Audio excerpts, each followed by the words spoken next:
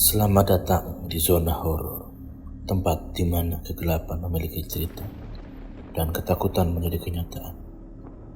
Siapkan dirimu, karena di sini malam tidak pernah tenang. Namaku Rina. Aku tidak pernah percaya dengan cerita horor, sampai akhirnya aku sendiri yang mengalaminya. Semua bermula ketika aku harus menemani sepupuku yang bernama Dita yang dirawat di sebuah rumah sakit tua di pinggiran kota. Rumah sakit itu memiliki suasana yang berbeda dari rumah sakit pada umumnya. Gelap, sepi, dan udara di dalamnya terasa berat. Malam itu, aku memutuskan untuk menginap di kamar Dita. Suasana sudah sangat hening ketika perawat terakhir keluar dari ruangan. Jam dinding menunjukkan pukul 11 malam. Dita sudah tertidur pulas setelah minum obat, dan aku pun mencoba memejamkan mata di sofa kecil di sudut ruangan. Namun, sekitar tengah malam, aku terbangun oleh suara langkah kaki di lorong. Awalnya, aku berpikir itu adalah perawat yang sedang bertugas. Tapi anehnya, langkah itu terdengar seperti menyeret sesuatu. Aku mencoba mengabaikannya dan kembali berbaring, tetapi suara itu semakin mendekat. Sampai akhirnya langkah itu berhenti tepat di depan pintu kamar. Aku menahan nafas, berharap itu hanya halusinasiku. Namun, pintu kamar perlahan terbuka, meskipun aku yakin sudah menguncinya. Tidak ada satupun orang di sana, hanya lorong yang gelap gulita. Aku merasa bulu kuduku berdiri, tapi aku berusaha tetap tenang. Mungkin hanya angin, pikiran yang ada di kepalaku. Ketika aku hendak menutup pintu kembali, mataku menangkap sesuatu di ujung lorong.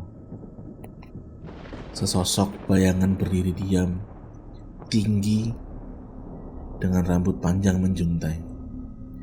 Aku tidak bisa melihat wajahnya karena cahaya lorong sangat redup. Tapi aku merasa dia sedang menatapku. Tiba-tiba bayangan itu bergerak cepat ke arahku. Aku membanting pintu dan menguncinya dengan gemetar. Jantungku berdetak kencang, sementara aku mundur perlahan ke tempat tidur Dita. Aku memegang tangannya, mencoba mencari rasa aman. Namun, saat menyentuhnya, aku terkejut. Tangan Dita dingin sekali seperti es. Aku menggoncang tubuhnya, mencoba membangunkannya, tapi dia tidak merespons. Aku hampir menangis saat itu. Sampai akhirnya aku mendengar suara tawa pelan di dekat telingaku. Tawa itu lembut, tapi sangat menusuk. Aku menoleh perlahan, dan di sudut ruangan aku melihatnya. Perempuan dengan wajah pucat dan senyuman mengerikan, berdiri sambil menatapku. Aku tidak tahu dari mana keberanianku muncul, tapi aku segera membaca doa. Sosok itu perlahan menghilang, tetapi sebelum menghilang, dia berbisik, "Jangan kembali ke sini." Keesokan paginya, aku menceritakan semuanya kepada perawat.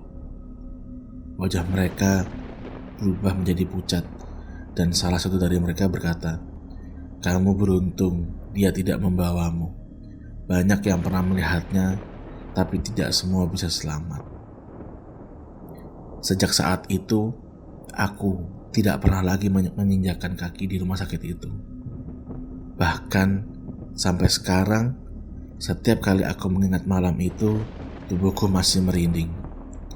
Aku hanya bisa bersyukur karena aku berhasil keluar dengan selamat.